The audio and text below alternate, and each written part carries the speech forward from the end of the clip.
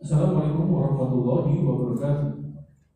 Sesaat lagi kita akan menyimak sebuah kajian Islam ilmiah Ahlus Sunnah wal Jamaah yang akan dibawakan oleh guru kita, Ustadz Abu Hisyam Akhirudin LC, membahas kitab Al-Mulaqqas fi Syahri Kitabut Tauhid. Mengangkat tema pada kali ini yaitu termasuk syirik memakai gelang, benang, dan sejenisnya sebagai pengusir atau penangkal mara bahaya. Lanjutan yang ketiga. Mari kita simak apa yang akan beliau sampaikan. Semoga menjadi ilmu yang bermanfaat bagi kita, keluarga kita, dan kaum muslimin lainnya. Tafadhal masykurah, Ustaz. Bismillahirrahmanirrahim. Assalamualaikum warahmatullahi wabarakatuh.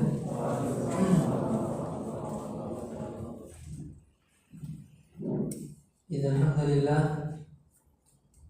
nahmaduhu wa nasta'inuhu wa nastaghfiruh wa na'udzu billahi min shururi anfusina wa sayyiati a'malina. Man yahdihillahu fala mudilla lahu wa man yudlil fala hadiya lahu. Asyhadu an la ilaha illallah wahdahu la syarika lahu wa asyhadu anna Muhammadan 'abduhu wa rasuluhu la nabiyya ba'dahu. Qala Allah Ta'ala, ya ayyuhalladzina amanu ittaqullaha haqqa tuqatih wa la tamutunna illa wa antum muslimun. Amma ba'd, fa inna asdaqal hadithi kitabullah wa khairal hadi hadi Muhammadin sallallahu alaihi wasallam. Wa syarrul umur muhdatsatuha wa kullu muhdatsatin bid'ah wa kullu bid'atin dhalalah wa kullu dhalalatin finnar. Ikhwani wa akhwati pendengar roja yang mudah-mudahan kita senantiasa mendapatkan rahmat dan taufik dari Allah Subhanahu wa taala. Puji syukur kita panjatkan kepada Allah Azza wa Jalla atas limpahan nikmatnya kita bisa berjumpa kembali, baik yang langsung maupun yang mendengar Radio Roja 106,7 FM yang beberapa minggu kita sempat terhenti. Atas karunia Allah Azza wa Jalla kita bisa berjumpa lagi, dan ini wajib kita syukuri, karena menuntut ilmu adalah nikmat yang besar sekali yang Allah Subhanahu wa taala berikan kepada hambanya. Karena dengan menuntut ilmu Allah akan mengangkat derajat seseorang. Yarfa'illahu alladziina aamanu minkum walladziina utul ilma darajat. Allah angkat derajat orang-orang yang beriman dan orang-orang yang berilmu berdarajat dengan derajat yang sangat banyak, sangat tinggi. Kemudian juga Nabi kita mengatakan, man yuridillahu bihi khairan yufaqihu fid din. Barang siapa yang Allah inginkan kebaikan pada dirinya, Allah pahamkan agama. Allah mengertikan dia akidah, fikih, tafsir, bahasa Arab, Al-Quran, dan yang lainnya dari ilmu-ilmu din. Ini adalah tanda kebaikan dari Allah Subhanahu wa ta'ala. Kemudian salawat beriring salam senantiasa tercurahkan kepada baginda Rasulullah sallallahu alaihi wasallam, keluarga beliau, para sahabat, dan orang-orang yang mengikuti beliau sampai akhir zaman. Alhamdulillah, kita masih berada di dalam bab termasuk kesyirikan memakai gelang, kemudian memakai benang-benang atau selain keduanya untuk mengangkat bala. Kalau mengangkat berarti bala itu telah turun, atau daf'ihi, menolak bala, yaitu bala yang belum turun. Maka ini adalah kesyirikan, karena yang bisa mengangkat bala dan menolak bala hanya siapa? Allah Subhanahu wa ta'ala. Sudah kita sampaikan ayat Al-Qur'annya, kemudian juga kita bacakan hadisnya. Kemudian kita lanjutkan bab ini, masih ada beberapa dalil yang belum kita bacakan. Walahu an Uqbah ibn Amir marfu'an, itu bagi Imam Ahmad dari sahabat Uqbah ibn Amir, Rasulullah sallallahu alaihi wasallam bersabda, "Man ta'allaqa tamimatan fala atamma Allahu lahu." Barang siapa yang menggantungkan tamimah, jimat, baik jimat itu berupa manik-manik, baik berupa benang, baik berupa tembaga umum, gelang apa saja, fala atammallahu lahu, semoga Allah tidak menyempurnakan urusannya. Banyak orang pakai gelang untuk menolak bala, untuk kebal, ya kan, untuk menolak penyakit ini dan itu. Maka kata Nabi SAW, fala atammallahu lahu, semoga Allah tidak menyempurnakan urusannya, berarti dia akan celaka. Banyak orang yang pakai gelang ini itu dalam rangka menolak mudarat, mendatangkan manfaat, malah dia celaka. Karena dia bergantung kepada selain Allah Subhanahu wa taala. Wa man ta'allaqa wada'atan, barang siapa yang menggantungkan wada'ah, sama jimat juga, bedanya dia dari kerang-kerang laut. Yang kita kadang dapat ya, apa namanya itu? Kalau dari pantai dapat apa? Oleh-oleh, ya kan? Kalau orang yang suka klinik, dia menjadikan itu jimat, baik dia gantungkan di tubuhnya, atau dia nanti pulang digantungkan di rumahnya atau di kendaraannya, ya, maka kata Nabi, fala wada'allahu lah, semoga dia tidak akan tenang, semoga dia tidak akan mendapatkan ketenangan. Jadi dia akan selalu gelisah, dia akan selalu takut dengan dia menggantungkan wada'ah. Baik itu tamimah, baik itu wada'ah, semuanya nggak boleh ya kita memakainya. Karena yang bisa menolak mudarat, bahaya, dan mengangkat mudarat, bahaya, penyakit dan seterusnya hanya siapa? Allah Subhanahu wa ta'ala. Wa fi riwayatin man ta'allaqa tamimatan faqad asyrak. Maka barang siapa yang menggantungkan tamimah, maka dia telah menyekutukan Allah Subhanahu wa ta'ala. Kemudian Walid bin Abi Hatim dari sahabat Hudzaifah, bahwasanya beliau, sahabat Hudzaifah, melihat seorang yang di tangannya terdapat khaytun, di tangannya terdapat benang, minal humma, yang dia gunakan untuk menolak penyakit demam. Ya. Kalau orang-orang kita itu apa? Menolak, ya sama, demam, ya, penyakit hasad, iri dengki dari orang yang melihatnya.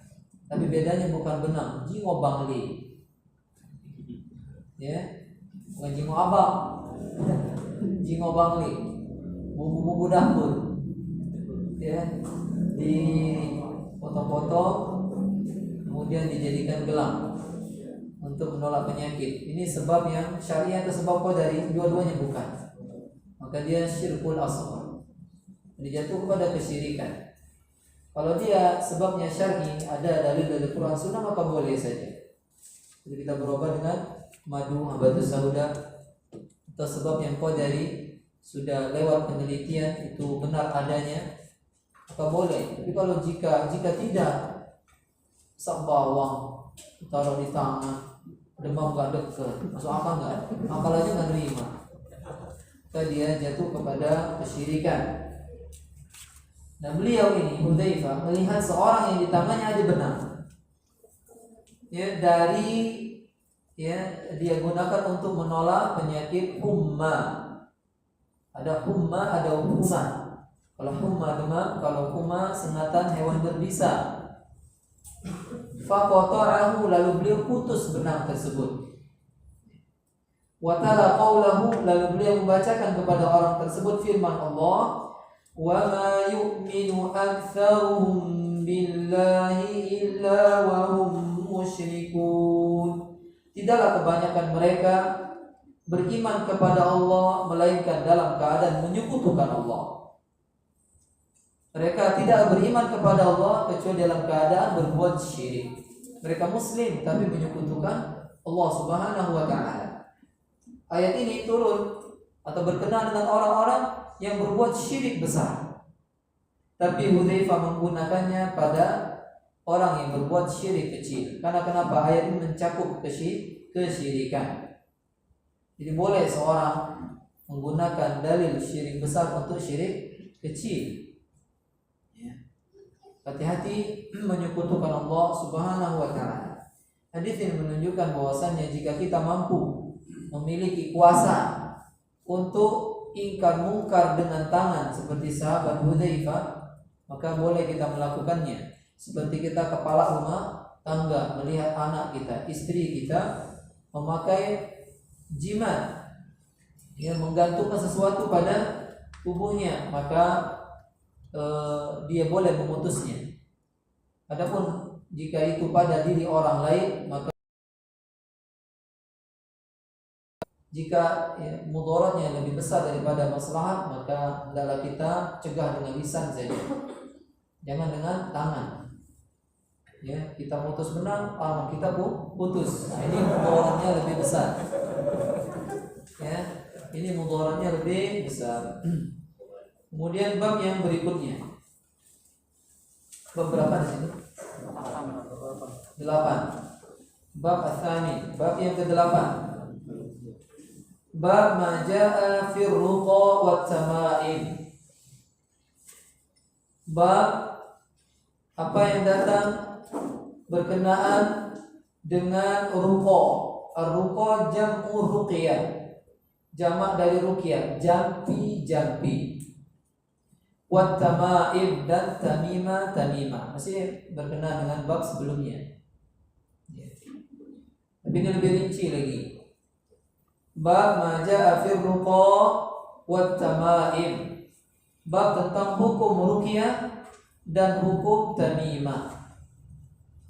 Ruqyah ini adalah jimat yang diucapkan. Adapun tamimah jimat yang digantungkan atau yang ditulis. Ruqyah udatun malfuzatun, yaitu jimat yang dibaca, jimat yang ditiupkan. Ada yang ditiup, ada yang tidak. Intinya dia dibaca. Itu ruqyah. Nanti kita jelaskan ruqyah tidak semuanya syirik.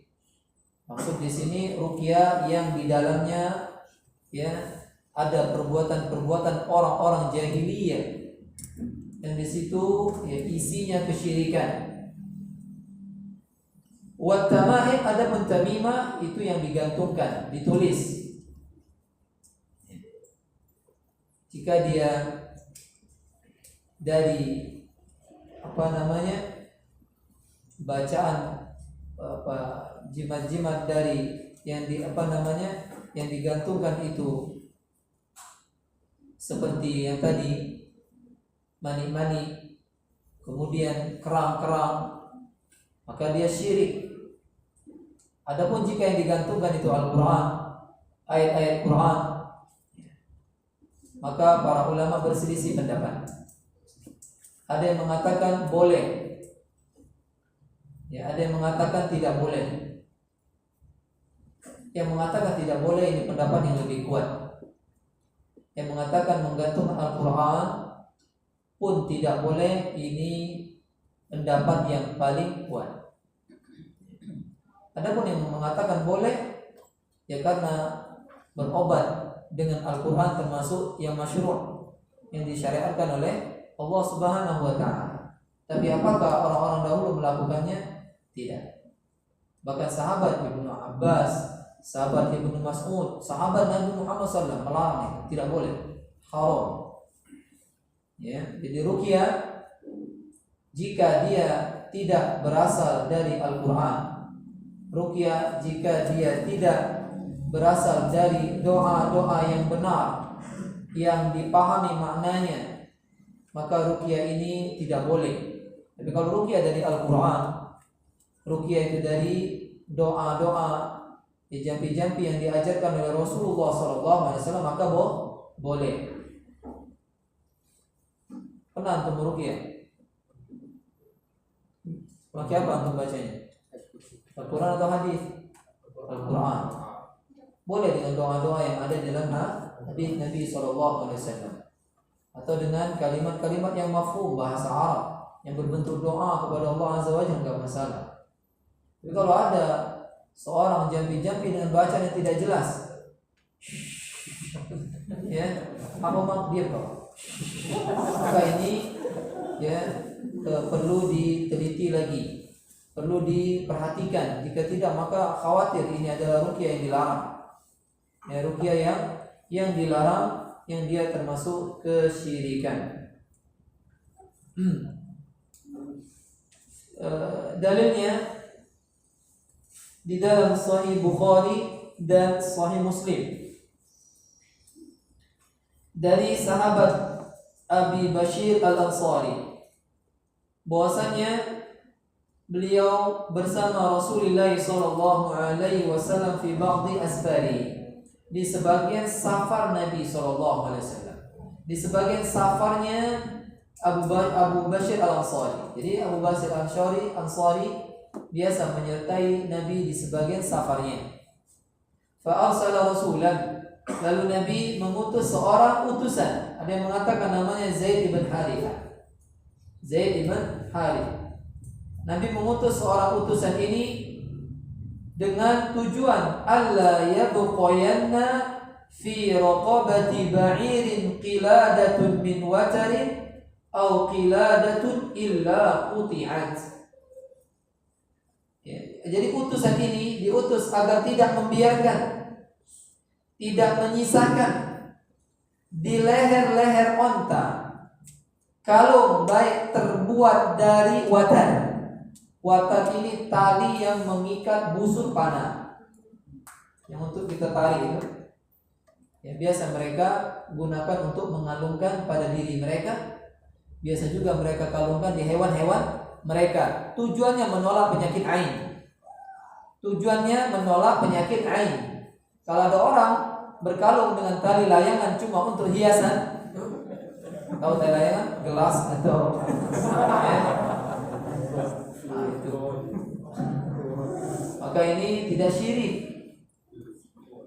Tapi kalau tujuan dia seperti yang dilakukan oleh orang-orang jahiliyah, lidaf'i al-aini, menolak penyakit ain, maka ini yang disuruh diputus. Makanya ditanya dulu, "Bang, apa kau ini ngebet ke tali layangan di leher?" "Deh, aku nih uang punya kalung emas galo. Aku datang beli. Jadi tali layangan aku pintal-pintal, aku kebet-kebet, jadilah kalung ini." Makanya jangan langsung kita bertindak, tanya dulu.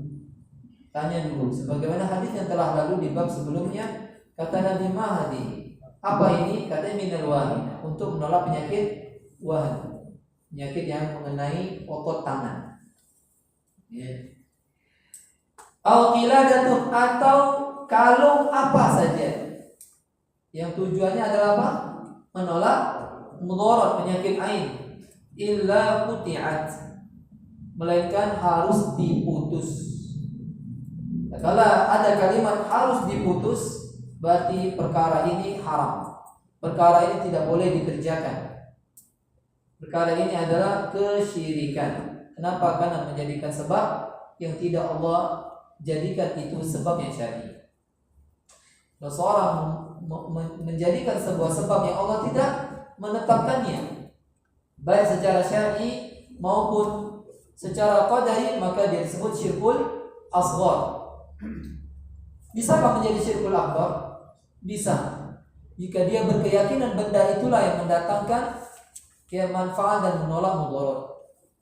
Jika dia memakai itu, tapi yang mendatangkan manfaat menolak mudaratnya adalah Allah, maka dia jatuh kepada syirkul asghar.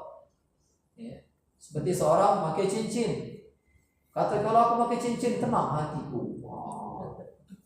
Ya, tambah lagi cincin siko lagi dua, lebih tenang lagi. Tapi kalau cincin lupa bawa, maka diriku gelisah, maka dia telah jatuh kepada syirkul asghar.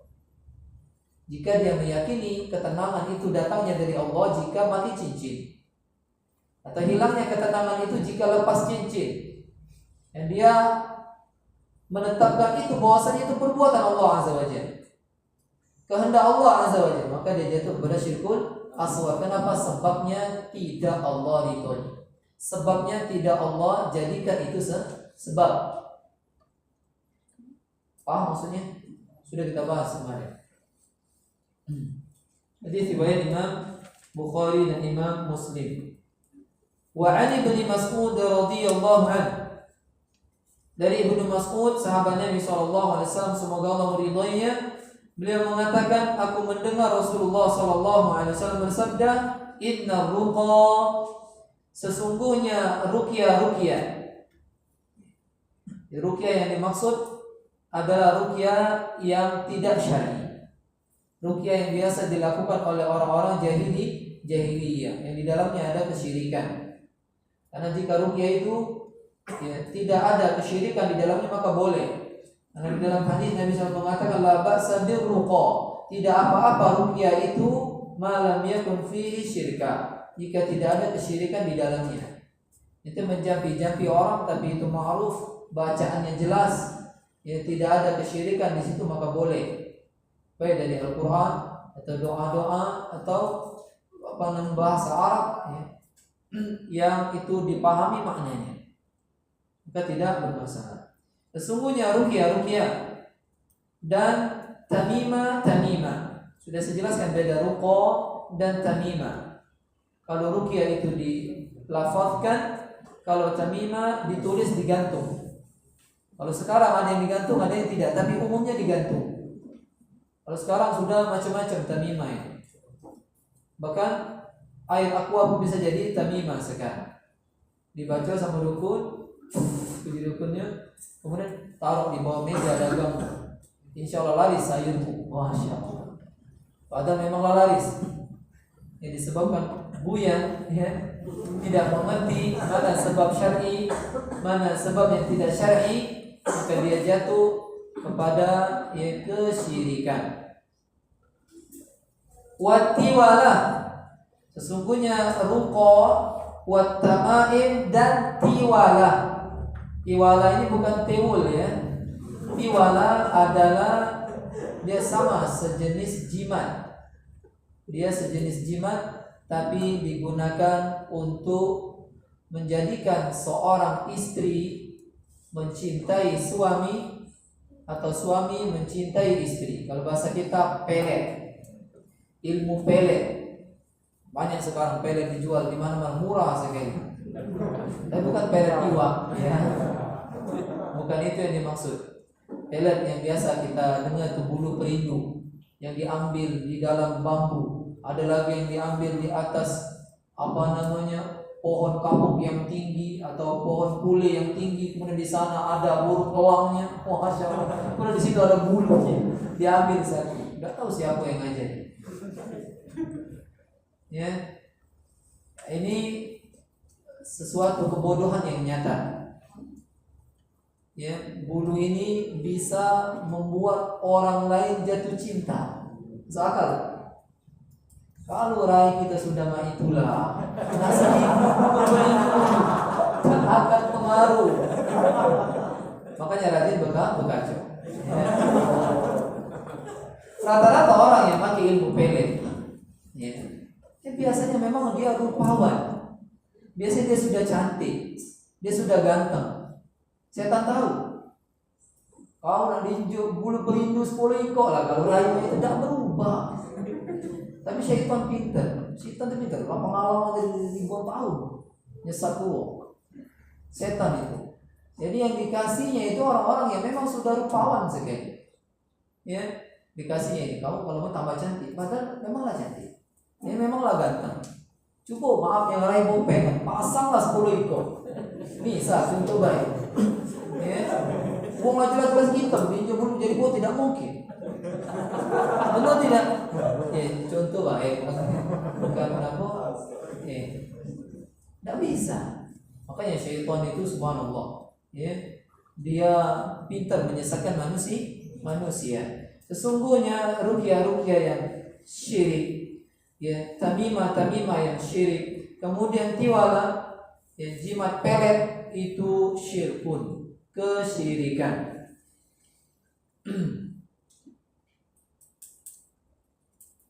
Adapun tamimah tadi sudah kita jelaskan, jika yang digantungkan adalah Al-Quran, maka ada dua pendapat. Ada yang mengatakan boleh, ada yang mengatakan tidak boleh, tapi yang paling kuat pendapat itu tidak boleh. Seperti orang menggantungkan kadang Quran Istanbul, tahu? Ditaruhnya di kantongnya sehingga Quran itu didudukinya. Dan kalau dia buang air, dia bawa celananya ke dalam kamar mandi, dia gantung Al-Quran itu bersama dia di dalam kamar mandi. Maka banyaklah dosa yang dia peroleh daripada manfaatnya. Ya, kalau saya diambil pendapat yang boleh, tapi pendapat yang kuat adalah haram. Tidak boleh, muharram. Di tamaim kembali kepada hadis man ta'allaqa tamimatan faqad asyraka. Barang siapa yang menggantungkan tamimah. Di sini man ini disebut asmaul syarat, isim syarat. Kemudian tamimah isim nakirah. Jika ada isim nakirah jatuh setelah isim syarat, maka dia umum, mencakup segala jenis tamimah dari Al-Quran maupun selain Al-Quran. Dari Al-Quran maupun selain Al-Quran. Ini ilmu usul. Man ta'allaqa tamimatan faqad asyraka, maka dia telah menyekutukan Allah Subhanahu wa ta'ala. Dan terkala seseorang menggantungkan tamimah dari Al-Quran, jika kita ambil pendapat yang boleh, maka dia harus menguatkan hati dia bahwasanya yang melakukan segalanya, yang menyembuhkan, yang mendatangkan kebaikan itu adalah Allah Subhanahu wa ta'ala.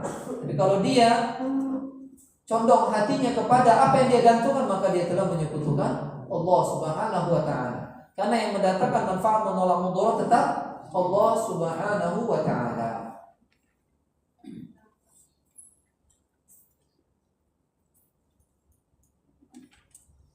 Wa an Abdullah ibn Ukaim, dari Abdullah ibn Ukaim marfu'an. Apa maksud marfu'? Sudah saya jelaskan, marfu', mauquf sama maqtu'. Apa beda tiga itu? Kalau marfu' yang bersabda Rasulullah SAW, kalau mauquf para sahabat, kalau maqtu' tabi'in. Ya. Dari Abdullah ibn Ukaim marfu'an, berarti yang bersabda siapa? Rasulullah SAW. Man ta'allaqa syai'an wukila ilaihi. Barang siapa yang menggantungkan sesuatu. Di sini sama dengan yang saya bahas tadi. Yaitu isim nakirah jatuh setelah isim syarat. Barang saya menggantungkan sesuatu, sesuatunya apa saja. Man ini pun umum.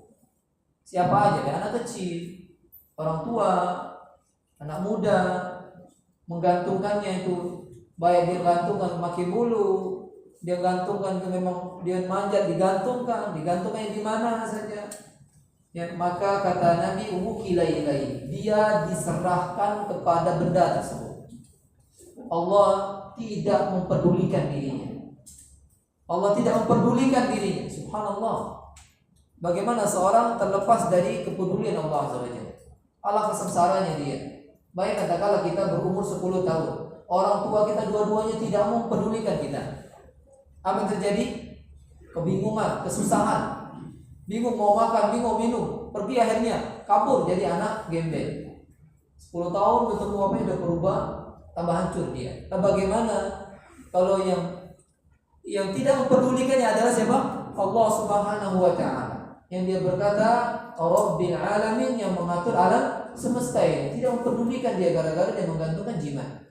Lah bagaimana orang-orang yang menggantungkan kehidupannya pada Tuhan, yang itu adalah makhluk ciptaan Allah Subhanahu wa ta'ala. Makhluk ciptaan Allah Subhanahu wa ta'ala. Allah tidak mempedulikan mereka. Mereka disiksa di neraka jutaan tahun, miliaran tahun, Allah tidak mempedulikan mereka karena mereka menyekutukan Allah Subhanahu wa ta'ala. Hadis ini menjelaskan kepada kita larangan menggantungkan sesuatu kepada selain Allah Subhanahu wa taala. Dan juga dilarang kita bergantung kepada selain Allah Subhanahu wa taala. Allah As-Samad. Allah tempat bergantung. Tidak boleh menggantungkan kepada selain Allah Subhanahu wa taala. Qul huwallahu ahad, Allahus samad. Allah itu As-Samad. Tempat kita menggantungkan segala sesuatu itu Allah Azza wa Jalla. Bukan selain Allah Subhanahu wa taala dari makhluk-makhluknya. Hadis ini juga menunjukkan bahayanya kesyirikan. Syirik itu bahaya. Bahayanya apa? Kita tidak dipedulikan oleh Allah Azza wa Jalla. Baik, harusnya kita senantiasa ditolong oleh Allah, diperhatikan oleh Allah Azza wa Jalla, sehingga Allah melepaskan dirinya, kita dibiarkan begitu saja, diserahkan kepada benda tersebut.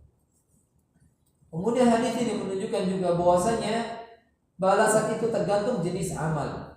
Kalau kita bergantung kepada selain dirinya, Allah tidak mempedulikan kita.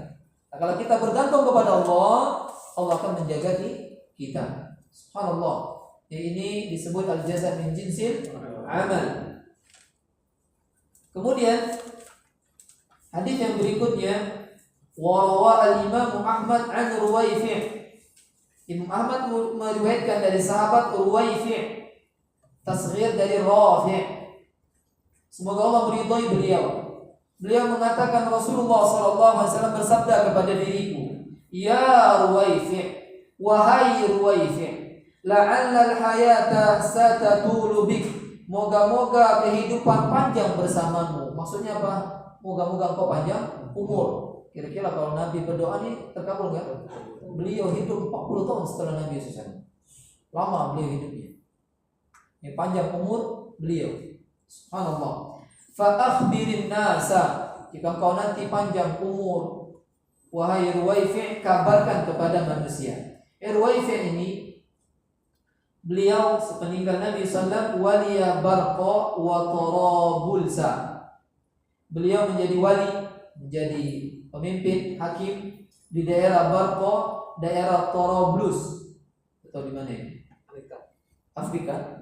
Nah, faftataha Ifriqiyah, kemudian beliau membuka negeri Afrika, memenangkan memasuki negeri Afrika pada tahun 47 Hijriah. Beliau wafat di sana di daerah yang bernama Barqa tahun 56 Hijriah. Nabi meninggal tahun 11 Hijriah. Panjang umur beliau, panjang sekali. Subhanallah. Ya.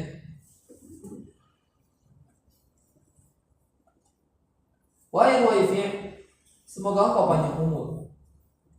Jika engkau panjang umur, fa akhbirin nas, kabarkan kepada manusia, anna man aqada lihiyatahu. Kabarkan kepada manusia barang siapa, bahwasanya barang siapa yang aqada, menggelung, mengkeritingkan jenggotnya, dipelitir, tapi dalam dalam bentuk untuk menolak penyakit ain. Ya. Adapun jika dia memelintirnya untuk menyerupai perempuan, maka dia tasyabbuh kepada perempuan. Tapi kalau dia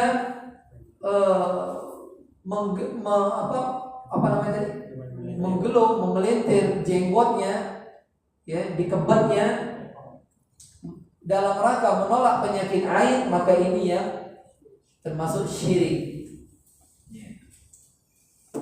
Au taqallada wataran, kabarkan kepada manusia barang siapa yang taqallada, berkalung dengan watar, berkalung dengan tali senar. Watar tali senar apa? Senar tali busur panah. Awistanja, atau dia beristinja, kabarkan kepada mereka bahwasanya orang yang beristinja, cebok, ya, biraji'i, dengan kotoran dabbah, dengan kotoran hewan, au azmin, atau tulang, ya, yang habis kita makan, tulang. Karena kotoran hewan ini adalah makanan hewan-hewan golongan jin. Adapun tulang adalah makanan bagi jin-jin muslim. Kita kalau makan tulang, Sekarang tulang udah di presto, sian ya. Ya kan? Di presto tulang iwa, tulang sapi, kadang lembu baca di. Kalau kita makan baca bismillah kemudian kita buang tulang itu, jin nanti yang muslim ya itu tulang itu menjadi sempurna lagi buat mereka. Kotoran hewan kita buat makanan hewan mereka. Yaitu penjelasan Nabi Shallallahu Alaihi Wasallam. Tidak boleh kita cebok dengan kedua itu, dengan kotoran hewan, kemudian dengan tulang, yaitu kotoran sapi, kotoran onta itu kan kalau itu mengeras biasanya. Boleh kita istinja dengan batu. Kalau batu udah ada, maka habisnya ambil kotoran hewan yang keras seperti batu ini dilarang. Ya, tiga apa? Tiga batu. Fa inna Muhammadan bari'un minhu. Sesungguhnya Muhammad berlepas diri dari dirinya. Kalimat Nabi berlepas diri darinya ini menunjukkan bahwasanya tiga perbuatan ini dosa besar. Tapi tidak menunjukkan mereka ini keluar dari agama Islam. Kita lanjutkan insyaallah setelah salat.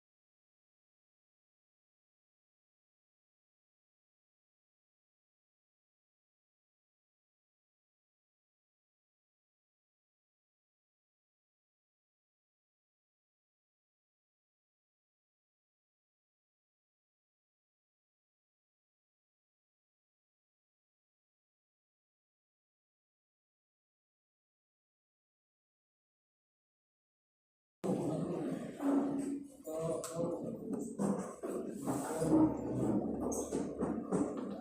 tes. Bismillah. Alhamdulillah wassalatu wassalamu ala Rasulillah.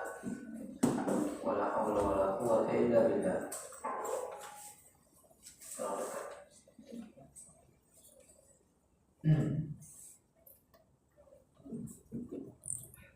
Hadis yang telah kita ambil tadi dari sahabat Al-Waifin menjelaskan kepada kita ada 3 dosa di sini yang kita dilarang melakukannya. Yang pertama, menggelung jenggot, mengikat jenggot dalam bertujuan menolak penyakit ain atau selainnya. Kemudian berkalung dengan watar senar, baik itu juga benang ya. Kemudian beristinja, bersuci dengan kotoran hewan dan tulang. Ini 3 perbuatan yang dilarang di dalam hadis ini. Fa inna Muhammadan bari'un minhu. Sesungguhnya Nabi Muhammad berlepas diri dari orang tersebut yang melakukan 3 perbuatan ini. Mana yang berkenaan dengan bab menggelung jenggot dalam rangka menolak penyakit ain, kemudian berkalungkan senar.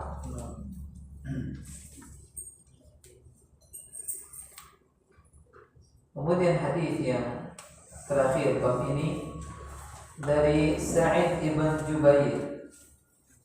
Dari Sa'id ibn Jubair, beliau mengatakan, man qata'a tamimatan min insanin kana ka'adli raqabatin.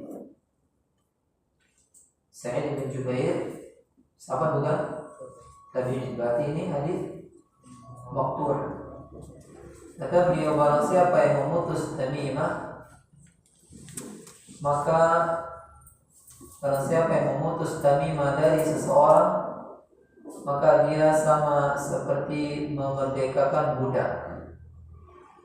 Jadi pahalanya sama seperti memerdekakan seorang budak, karena dia telah memutus perbudakan manusia kepada syaitan. Karena orang yang memakai jimat sama saja dia menghamba kepada syaitan. Karena itu orang yang memutusnya sama saja mendapatkan pahala memerdekakan budak. Merdeka dia dari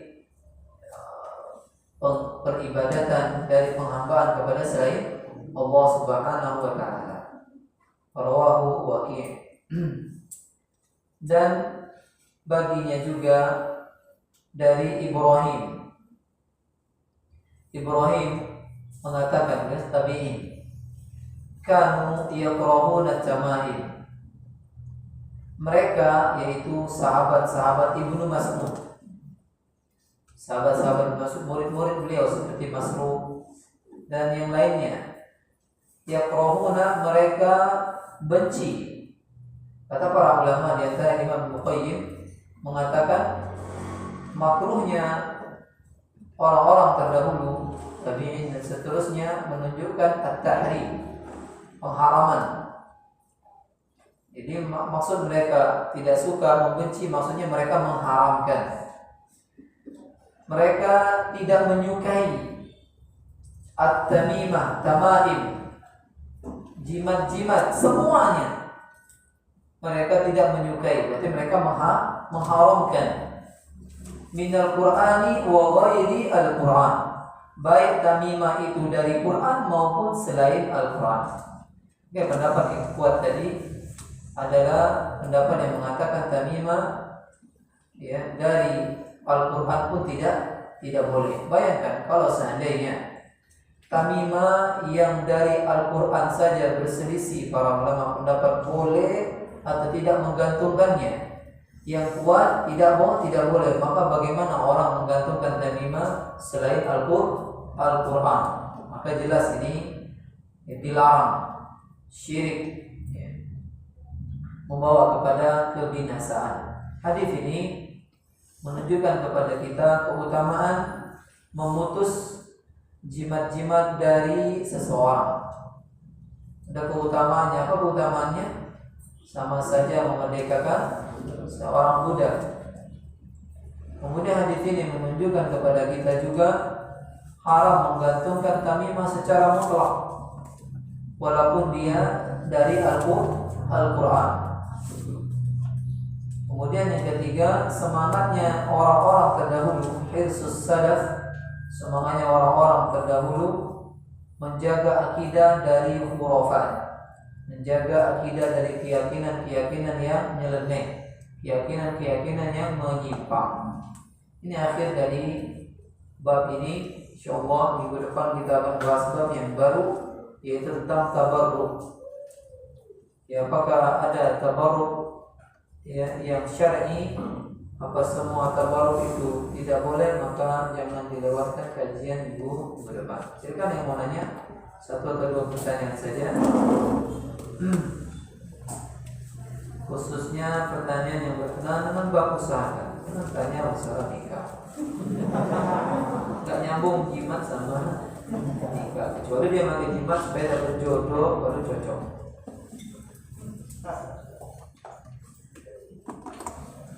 Ustaz, ada yang terkena was-was, lalu dia berobat ke Ustaz, dan Ustaz itu mengajarkan untuk mengambil kotoran unta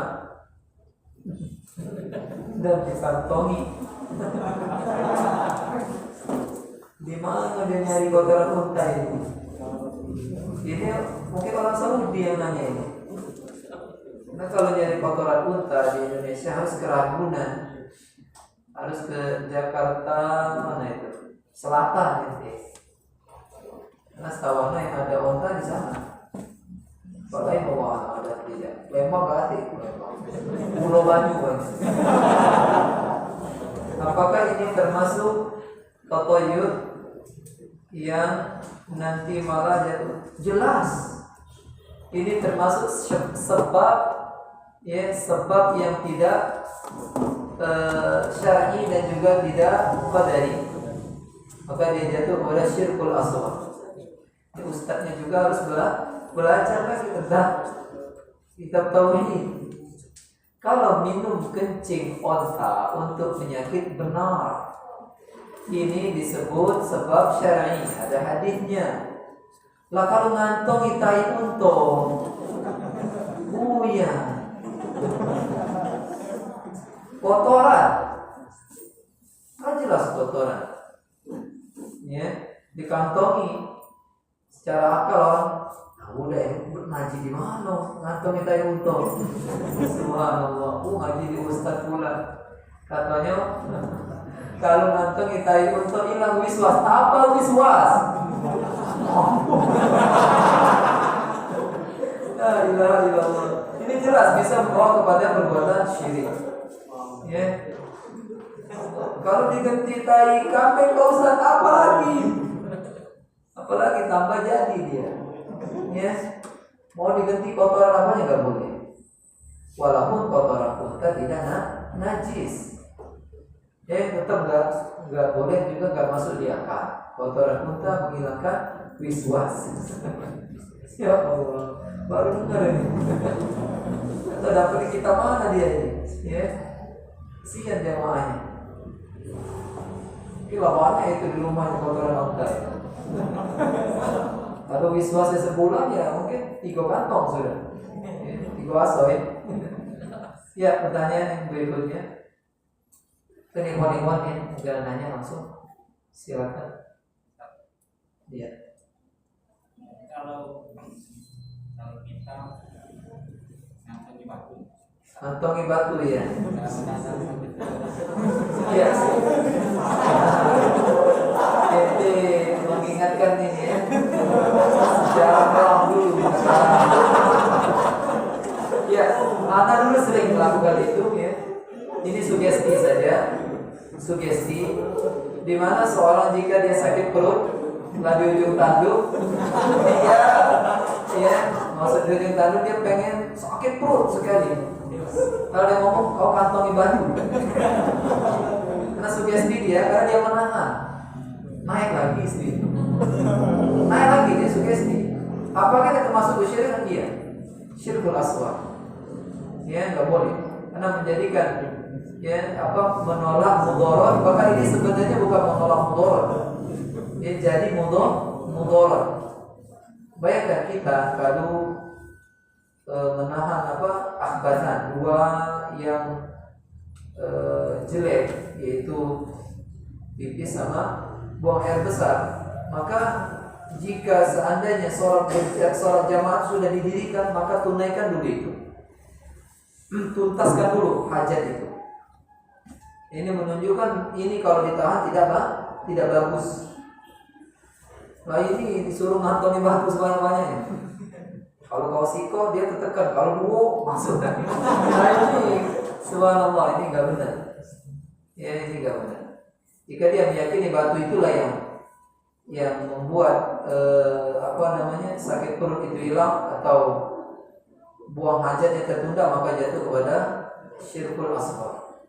Ya, kalau dia menggunakan batu itu, Allah akan menghilangkan itu. Ya. Kalau sugesti saja berarti dia buyan. Kalau dia mengatakan sugesti berarti dia harus banyak lagi belajar IPA IPS. Nah, yang lain, anak dulu pernah gitu juga ya. Subhanallah. Ya silakan Aki. Kalau mandi kembang, mandi kembang supaya dapat jodoh. Kembang apa itu? Kembang 7 warna. Ya, memang sering kita mendengar. Ya, ini bukan hanya di Palembang, di mana-mana. Mandi kembang 7 warna, 7 kembang yang berbeda-beda, dengan tujuan agar dapat jodoh. Ya, maka ini kita katakan termasuk syirkul asghar. Jika dia berkeyakinan dengan mandi 7 bunga itu Allah akan memberikan jodoh, maka dia terjatuh kepada syirik kecil. Kalau dia meyakini dengan mandi dengan 7 bunga itu, dengan bunga inilah yang akan mendatangkan jodoh, maka dia jatuh kepada syirkul akbar. Karena jodoh tak datangnya bukan disebabkan oleh bunga, bukan disebabkan oleh pohon, bukan disebabkan oleh cincin dan seterusnya, tapi jodoh itu semuanya atas kehendak Allah Subhanahu wa ta'ala. Jadi jangan sampai kita tertipu dengan sebagian orang yang mengatasnamakan dirinya ahli ilmu, orang alim, kemudian dia memberikan wejangan nasihat agar kita melakukan ini dan itu, maka kita cross check dulu. Coba tepeci yang disuruhnya itu mandi bunga tai ayam. Jadi apa itu orang? Kan ada kan? Bang teh mampu sunah anak matilah, maka bukannya jodoh yang dia dapat, malah Masya Allah, bagus sekali bertanya. Ya, ya silakan naik. Pertanyaan terakhir ya. Gimana kalau orang yang minta jampi-jampi sama kiai atau ustaz gitu, atau orang minta gitu? Iya. Islam mengajarkan kepada kita agar tidak minta dijampi. Karena orang yang tidak minta dijampi, maka dia akan mendapatkan keutamaan masuk surga tanpa hisab, tanpa azab. Seluruh manusia itu pasti dihisab, ya. Kemudian jika dia dihisab, hisab yang berat, pasti diazab. Dan jika kau tidak mau dihisab, jika kau tidak mau diazab, maka jangan minta dijampi oleh orang lain. Kalau orang lain mau menjampi silakan, tapi kalau minta, Ustaz jampi aku, ya, kecuali memang sangat terdesak, ya, penyakit kita sudah sangat parah sekali, tidak ada yang bisa meruqyah kecuali seseorang itu yang kita inginkan, maka boleh kita minta pada waktu itu, ya, kalau sudah sangat terdesak sekali. Jika tidak, usahakan dihindari meminta dijampi. Mau sama kiai, mau sama teman kita sendiri, ya, ini sama saja. Jampinya semakin orang itu bertakwa, semakin bagus jampinya. Jika kita minta jampi, ya, kepada orang yang dinamakan kiai tapi dia mudun. Mudun, mampu kalau jampian itu. Ya. Mampu kalau jampian. Ya, maka diperhatikan. Ya, tidak mungkin orang yang pakuannya tinggi dia mudun, karena di udutan itu ditulis mudun menyebabkan penyakit. Kalau kiainya benar pintar, dicari dia tidak mudun. Kalau dia bisa baca. Oh, sudah jelas, udah dia baca nggak mau dikasih gambar, leher belah, dado belah, nggak ada jiwa juga. Yang penting fly. Kayak seperti ini, hindarkan dari jampi-jampi dia. Jika dia tiup ke botol aqua, perhatikan ya dengan teleskop dilihat. Maka banyak kuman yang ada. Bukan manfaat yang kau dapat, tapi mudarat. Ini bukan untuk menyudutkan, tapi ini asli fakta. Ya, bagaimana kita meminta jampi kepada orang yang melakukan perbuatan tersebut? Ya, nggak masuk di akal. Sedangkan ilmu kedokteran, bahkan WHO, WHO apa artinya? Badan Kesehatan Dunia menetapkan orang yang merokok dari umur segini sampai umur segini kena penyakit dari ujung kaki sampai ujung kepala. Ente minta rupiah sama dia, ente minta mati. Paham ya? Nah, ini saja mudah-mudahan subhanallah wa bihamdihi asyhadu an la ilaha illa anta astaghfiruka wa atubu ilaik. Assalamualaikum warahmatullahi wabarakatuh.